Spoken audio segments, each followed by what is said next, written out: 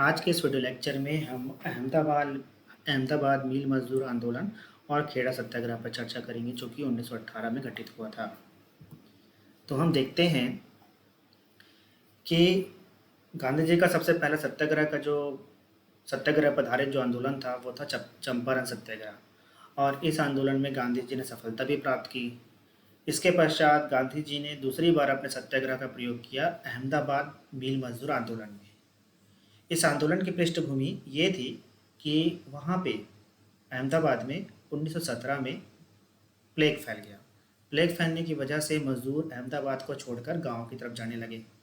तो उनको गांव जाने से रोकने के लिए मिल मालिकों ने उनको प्लेग बोनस देने की घोषणा की।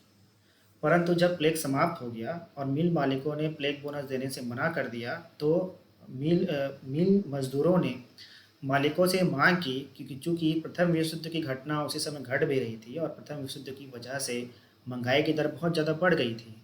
इसलिए मिल मजदूरों ने मिल मालिकों से मांग की कि प्लेग बोनस को पूरी तरह से हटाया ना जाए, बल्कि इसे उनके वेतन में जोड़ दिया जाए।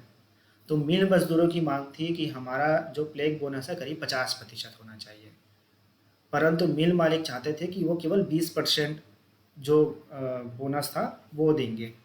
इसकी वजह से मिल मालिकों और मजदूरों के बीच गतिरोध व्याप्त हो गया। इस गतिरोध से छुटकारा पाने के लिए मिल मजदूरों ने अनुसुईया बेन से बात की। अनुसुईया बेन उस समय एक बहुत बड़ी समाज सेविका थी अहमदाबाद की, और उनके गांधी जी के साथ बहुत अच्छे संबंध थे। तो अनुसुईया बेन ने गांधी जी से मुलाकात की और मजदूरों की मांग को गांधी जी के सामने रखा।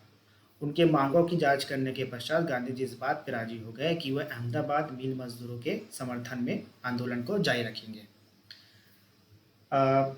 कई दौर की चर्चाओं के बाद भी मिल मजदूरों और मिल मालिकों के बीच कोई सहमति नहीं बन पाई। फलतः गांधी जी ने भूख हड़ताल करने का निश्चय लिया। उनके भूख हड़ताल करने की वजह से एक ऐसा माहौल निर्मित हुआ जिसकी वजह से मिल मालिकों और मजदूरों के बीच 35% प्लेग बोनस को लेकर समझौता हो गया। तो इस तरह से गांधी जी ने चंपारण सत्याग्रह की सफलता की कहानी को इस आंदोलन में भी दोहराया। तो 1917 में चंपारण सत्याग्रह में सफलता प्राप्त की, 1918 में उन्होंने अहमदाबाद मिल मजदूर आंदोलन में भी सफलता प्राप्त की। इसके पश्चात उनका जो दूसरा प्रयोग था, उसके पश्चात उनका जो तीसरा प्रयोग था सत्याग्रह का, वह खेड़ा जिले में प्रारंभ हुआ।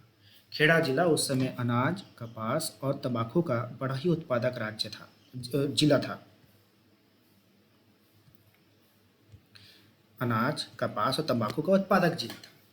परंतु यहाँ अकाल पड़ने की वजह से यहाँ के जो किसान थे अंग्रेजों द्वारा निर्धारित लगान को देने में असमर्थ थे। उनके लगान ना देने की वजह से अंग्रेजों ने उनके ऊपर बहुत सारे ज्यादतियाँ करना प्रारंभ कर दिया था।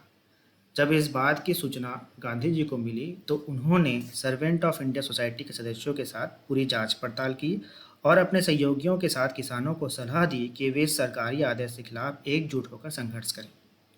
सरकार ने लगान न देने वाले लोगों की संपत्ति कुर्क करने का आदेश दे दिया। इस पर गांधी जी ने सरकार से कहा कि जो किसान लगान देने की स्थिति में हैं वे स्वतः ही लगान दे देंगे, बशर्ते कि सरकार गरीब किसानों का लगान माफ़ कर दे।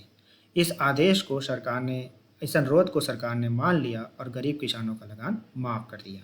तो इस तरह से हम देखते हैं कि 1917 में चंपारण सत्याग्रह, 1918 में अहमदाबाद मिल मजदूर आंदोलन और 1918 में ही खेड़ा सत्याग्रह, यह तीनों सत्याग्रह सफल हुए और इसने भारत की राजनीति में गांधी जी के कद को बहुत अधिक बढ़ा दिया।